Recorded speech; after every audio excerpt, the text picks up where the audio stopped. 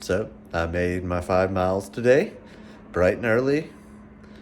And right now I want to share with y'all something I really enjoy doing, which is grabbing a random book from the library, turning to a random page, and reading the first paragraph that I find. If that paragraph breaches over to the other page, then I flip over and get the rest of the paragraph. This is the random way the universe gives me meaning. In my library, that is. Today, we got Aldous Huxley. The Perennial Philosophy by Aldous Huxley. Page 163 and 164. Spiritual progress is through the growing knowledge of the self as nothing and of the Godhead as all-embracing reality. Such knowledge, of course, is worthless if it is merely theoretical. To be effective, it must be realized as an immediate, intuitive experience and appropriately acted upon.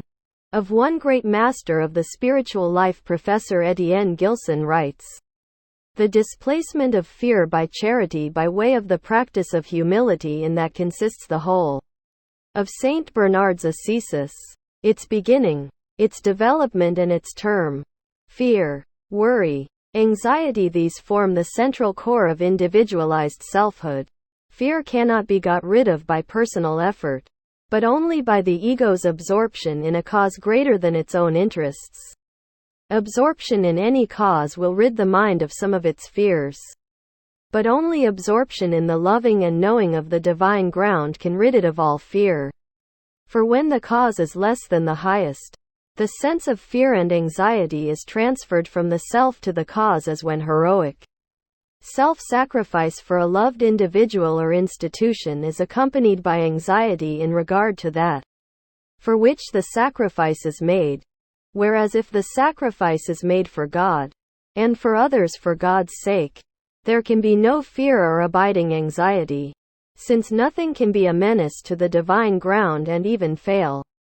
Ure and disaster are to be accepted as being in accord with the divine will. In few men and women is the love of God intense enough to cast out this projected fear and anxiety. For cherished persons and institutions, the reason is to be sought in the fact that few men and women are humble enough to be capable of loving as they should, and they lack the necessary humility because they are without the fully realized knowledge of their own personal nothingness.